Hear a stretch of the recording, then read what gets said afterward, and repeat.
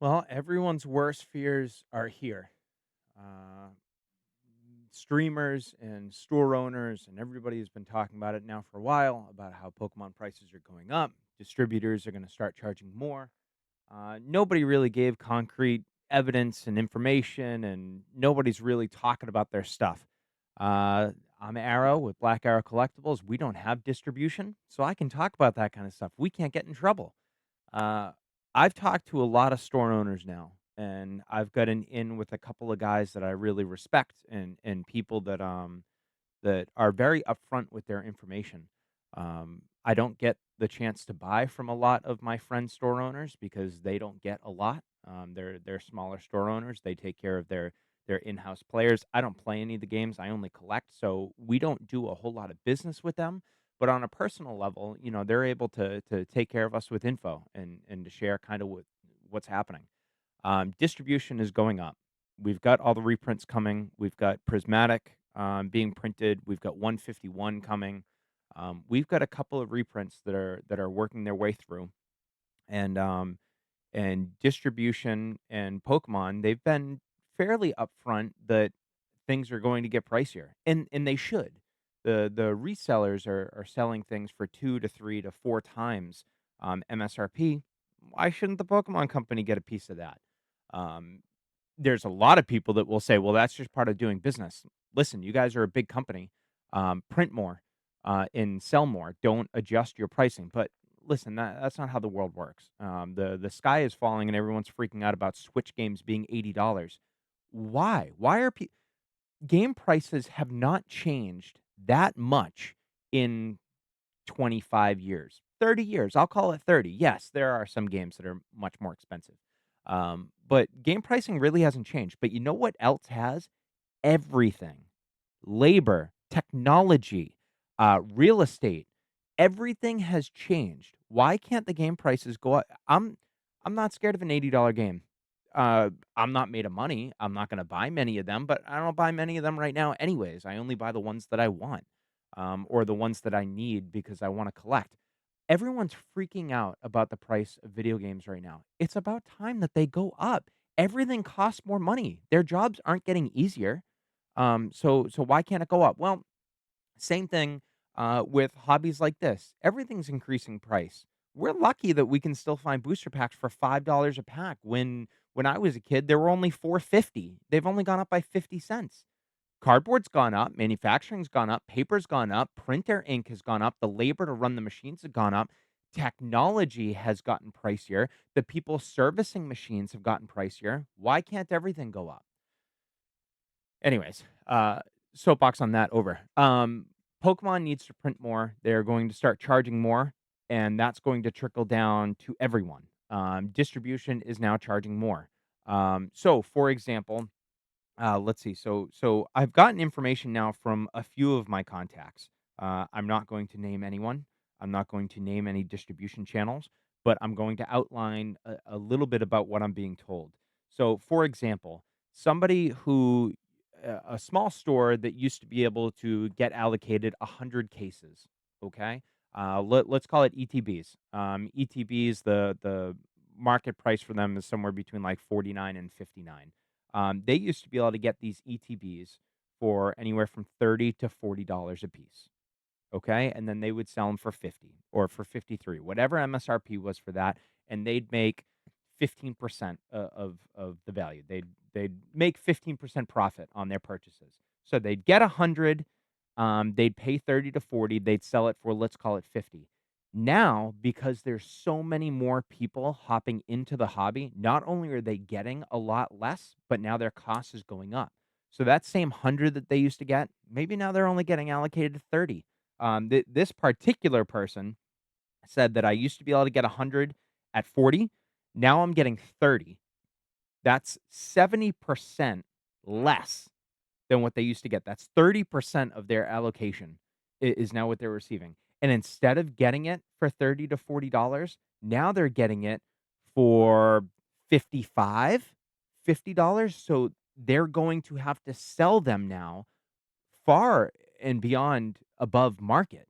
They're gonna have to sell it for 70 bucks, 75 bucks just to make a couple of dollars on their purchase, and just to continue to get customers to come in through their front. It's crazy.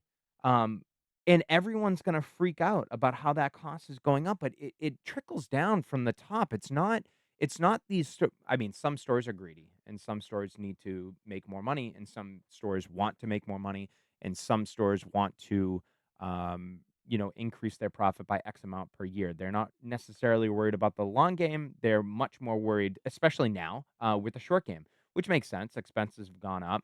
The owning the store is up, and they have to capitalize on the amount of product that they're actually able to get. Um, but the community, that's really gonna piss them off. And some of the streamers and some of the online stores, some of the people that I follow, some of the people in the know, they've been speculating that this is what's going to happen, and distribution is going to start charging more. And because the stores are so diluted now, the amount of stores are so diluted that even the good stores that sell well, they're going to be getting considerably less because distribution is gonna try to spread the wealth a little bit. They're still gonna take care of their heavy hitters, I'm sure, because that's the best for them. Um, but it's hurting everybody. It's hurting the collectors, it's hurting the store owners, it's hurting the whatnot rippers, it's hurting the scalpers, it's hurting everybody. So I wanted to give my opinion that I understand why prices are going up. I understand why stores are getting less product, and I understand that everything has increased in value, and everybody, whether you're a collector or a reseller or a store, everyone needs to make money off of what they do.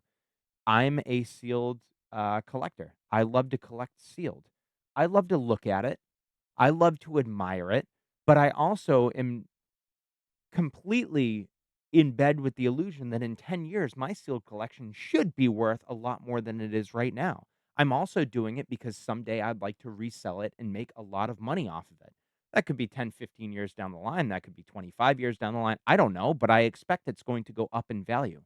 Well, all collectors, I think, for the most part, believe that. I think that there's a very small amount that collect it and just love to look at it on the wall and really, really honestly don't care about how much it's worth. There's probably people like that. I'm not like that. I want it to be worth money someday. And if I choose to resell it someday, I want it to be worth more than it is right now. And the store owners, they need to make money to stay in business. And they need to capitalize on the market right now, which is up, because it's not always going to be like that. People are talking all about when's the market going to start to plateau, and when's it going to start to drop a little bit, and when's it going to start to regulate back to where it was a few years ago. I don't know if it ever will. When do I think it'll start to flatten out, though? And if it were going to dip, when's that gonna be? It's not gonna be 2025. We have Destin Rivals coming up. We have the new mega sets coming up. We have the brand new region and generation that is right around the corner. We probably have a new evolution coming out. All of these things are going to keep the market really high, and all of these things are going to keep pricing and new product really expensive. Journey Together did not light the world on fire. I knew that was going to happen. Watch my videos. I knew it wasn't going to be crazy, but it's a little stepping stone to get us to Destin Rivals, where everything's gonna take off and it's gonna be another Prism. I think it's gonna be worse than Prismatic. It's gonna be for me. I'm a lot more connected to Destin Rivals. Old school 151, old school Team Rocket, Mewtwo. I'm way more connected to that than I was to Eevee. I'm just not an Eevee guy. Eevee was never my thing. I only played and enjoyed the games when it was Jolteon, Vaporeon, and Flareon, so I'm not connected to everyone else. And as far as the card game is concerned, I missed the Umbreon train over the last 5 years. I'm not a crazy Moonbreon fanatic. I mean, I'd love to open one, but I'm not a crazy fanatic who's chasing the $2,500 card now. So, I think 2025 is going to stay pretty much where we're at right now, and I think it's gonna, probably go up again with Destin Rivals. I like to believe, and I think that we mostly know that the stock is going to be very huge for Destin Rival. There's going to be a lot of money, and there's going to be a lot of product. I don't think we're gonna feel the same way at Destin Rivals like we did with Prismatic, and I think we will have even more product than we did with Journey Together. I think they have to, and I think over the last 4 months, they realized where they screwed up, and I'm hoping that they have been printing to the wall destined rivals for many, many months now, so they can come out of the gate and just kill it. That will keep the third party and the aftermarket costs a little bit lower, probably, as long as there's stock fairly readily available in store, which is what we're seeing with Journey Together. Journey Together can still be scooped up at Target. It can still be scooped up at Walmart. It can still be scooped up online. It's still available. It's not available in the amount of quantity that everyone wants, and all these stores have limits, but it's available. That's keeping the price kind of low. It is not gonna be that low with Destin Rivals, but if you can buy it in store, it's gonna keep it low enough, that I think everyone will stop bitching and complaining. So there's my take on what's coming up. There's my take on distribution and pricing as we currently have it. Distributors are charging more. The stores are going to have to charge more, and everyone's going to have to suck it up and stop being a bunch of babies. If you want to be in a hobby that has peaks and valleys, and if you want to be in a hobby that over time only increases in value, look at the things from 35 years ago, then we need to accept that sometimes things are gonna be pricey. We can't pick everything up for under MSRP and imagine and know that it's gonna be worth 300% more than that in a few years. That's not how collectors and hobbies and hobbyists, that's not how these things work.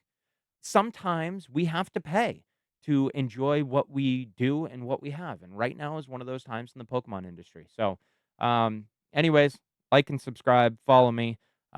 We have a lot of work to do. I've been behind the last 2 weeks on building shorts, and we just got in 43 slabs from PSA that I need to start building some shorts on and see what we got and see how incredibly boned we've gotten by the ruthless amount of sevens, eights, and nines that are hitting the market right now because their grading for tens is not good.